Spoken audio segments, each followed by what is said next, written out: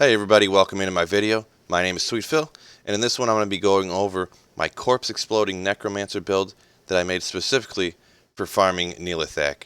I just did a Nhilathak video, the one just prior to this, and I didn't really go over the build and stuff, mainly because throughout the whole video I kept changing the build, whatever would work better at the, this works a little better than that, try this, try that. So I didn't really go over the build. But some people wanted me to go over the build, and I decided, you know what, it's probably a good learning experience for everybody. Kind of the thought process I went through when I was picking skills and everything that I was doing. And you know what, maybe I could even learn something from you guys. You could go down in the comment section and, let me know what you would do or what you know works every time. I don't even know, because I haven't done a necromancer since it was actually the first character I ever did when I bought the game. I bought the game originally just after the Lord of Destruction came out. Necromancer, excuse me, was the first character I ever played. And it was really fun doing these runs with this character. I probably lost like 15 insight golems, because I was using Iron Golem with the insight over the first like probably 100 runs, maybe 130 runs, however many I was using Poison Nova. And my mercenary was dying, along the whole time there too. So, but you get plenty of gold from Nihlathak, so it wasn't too big of a problem.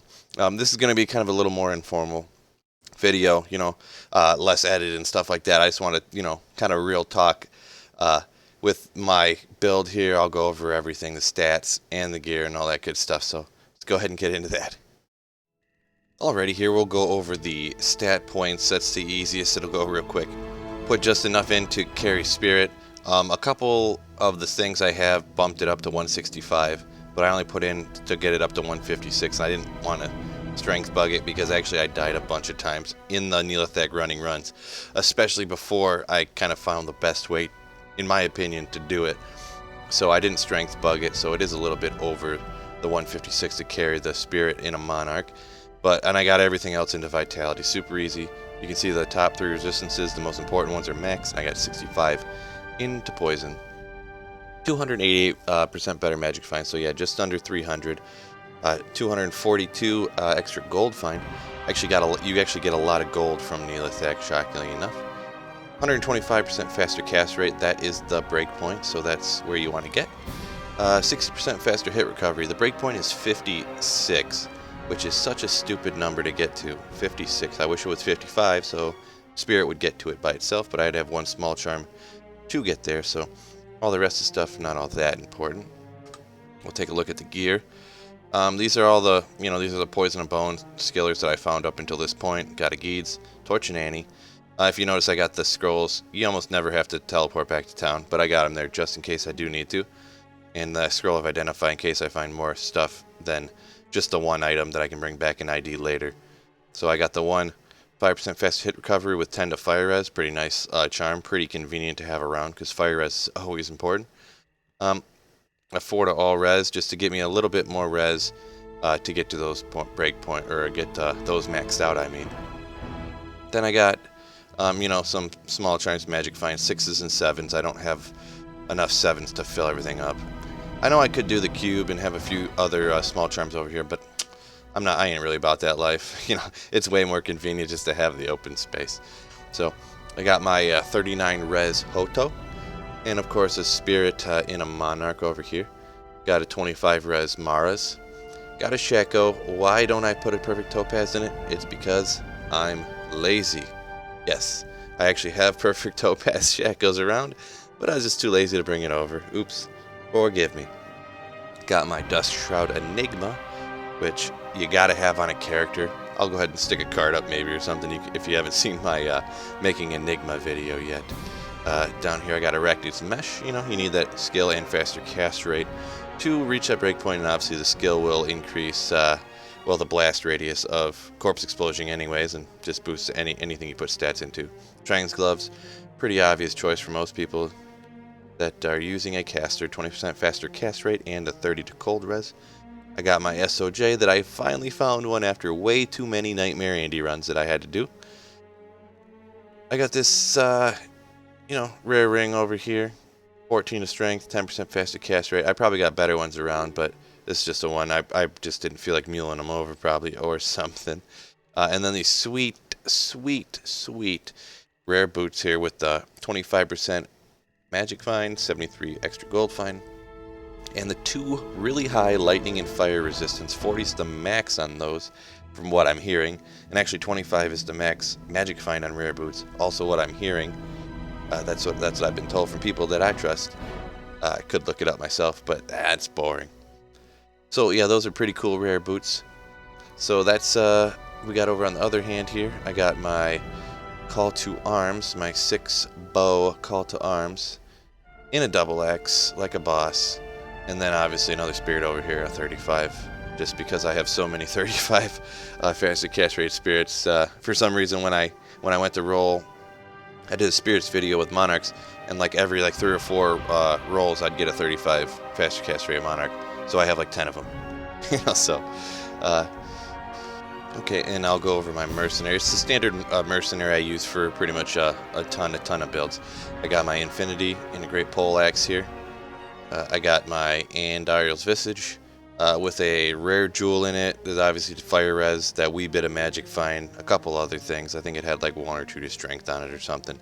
Not a whole lot. It's pretty much fire res jewel with little teeny mods on it. And my E-bugged Fortitude here. So 27 res right in the middle of what that can roll to. So that's pretty much that whole build. You see there's no Iron Golem here.